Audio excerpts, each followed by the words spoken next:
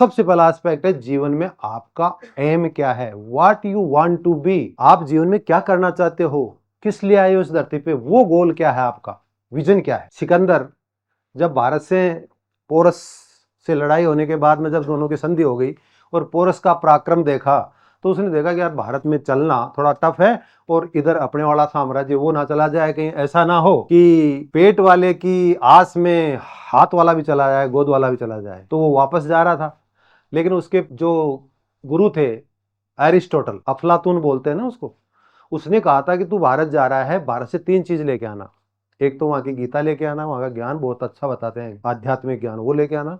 एक वहां का कोई संत जरूर साथ लेके आना, और एक वहां से कोई आयुर्वेदाचार्य लाना, वहां का आयुर्वेद विज्ञान भी बहुत विकसित है। बाकी 2 चीज मिलेगी, संत नहीं आ रहा उसके साथ, सबने मना कर दिया। तो जा रहा था और वहां पे पंजाब में 5-7 नदियां हैं, एक नदी के तट पर एक दंडा में, जिसको दंडी संत बोलते हैं, वो आराम से लेटा हुआ था, जिसके मतलब वो दिगंबर था और मस्त पड़ा था। तो सिकंदर को उनके कमांडरों ने कहा कि ये जो व्यक्ति है इसको बताते हैं कि बहुत पहुंचा हुआ संत है, इसको ले चलते हैं अपन। तो सिकंदर ने कहा कि ठीक है, उसको बुला के लाओ मेरे पास।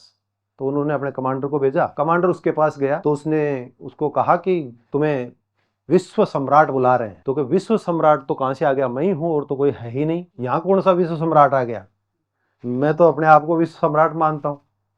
तो उसने जाके मना कर दिया कि साहब वो तो नहीं आ रहा। तो उसको कहे अपने ने जो जितना धन वैभव इकट्ठा किया उसका थोड़ा प्रलोभन दो कि तुम अगर हमारे साथ चलोगे तो हम इतना ये धन दे देंगे, वो धन दे देंगे। वापस आया बेचारा, क्या करे, तो तामील करनी थी उसको बात की।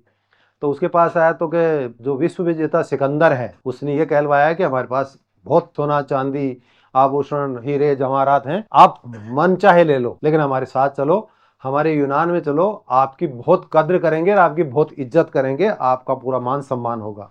उसने कहा कि मैं जो तुम चीज बता रहे हो वो तो पहले से ही प्राप्त है, मुझे जरूरत ही नहीं है इन चीजों की, मैं तो इतना मस्त हूँ, देखो तुम देख नहीं रहोगे मैं किस मस्ती में पड़ा हूँ यहाँ पर। मना कर दिया। तो फिर वापस सिकंदर के पास गया तो सिकंदर झुंझला गया, गुस्सा आ गया, क्योंकि जब मद आ जाता है, मतलब जब पावर होता है तो मद जरूर आता है, ये फैक्ट है, हमें पता नहीं होता कि ये अलग बात है, चाहे हो ना। क्योंकि यही चीज रावण ने कही थी जब लास्ट में भगवान राम से युद्ध करने जा रहा था, भगवान शिव के पास गए। जब भी शिव की पूजा करते थे रावण, तो शिव उनको दर्शन देते थे, उस दिन नहीं दिए तो गुस्सा आ गया रावण को कि तुम दर्शन नहीं देगा तो क्या मैं लड़ाई नहीं लड़ूंगा क्या। तो ये सोचता होगा मेरे में घमंड है, मैं अहम करता हूं, अहंकार है। मेरा ये कहना है कि इस धरती पे ऐसा कौन व्यक्ति हुआ है जिसके पास पावर आया हो और मद नहीं आया हो, एक भी उदाहरण बता दो। तो सिकंदर भी उसी अहम और अहंकार के मद में उस सन्यासी के पास गया। वो सोचा कि मैं जाऊंगा तो मुझे सलाम करेगा, ये करेगा, मस्त पड़ा, कोई ध्यान नहीं दे रहा। तो उसने कहा कि तेरे को पता नहीं मैं कौन हूं, कि कौन है, मुझे क्या लेना देना तुमसे, कि मैं ये हूं, मैं विश्व विजेता सिकंदर हूं।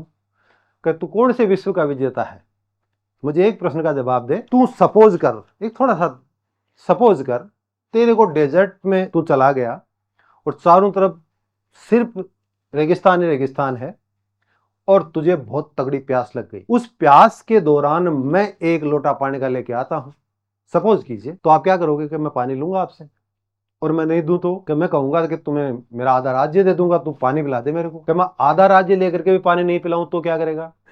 तो क्या मैं पूरा राज्य दे दूंगा, तो क्या तेरे पूरे राज्य की कीमत एक पानी का लोटा है, और तू कह रहा मैं विश्व विजेता हूं, है क्या देगा तू मेरे को। तब सिकंदर की आंख खुली। इस कहावत के ऊपर, ये जो कहावत है ना, ये बाकायदा यूनानियों ने लिखी है किताब में।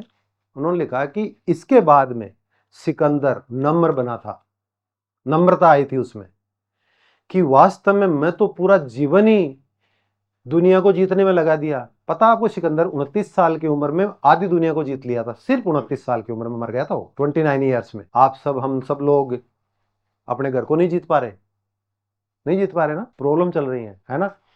तो have vision in your life, आपका विजन क्या है वो इंपॉर्टेंट है।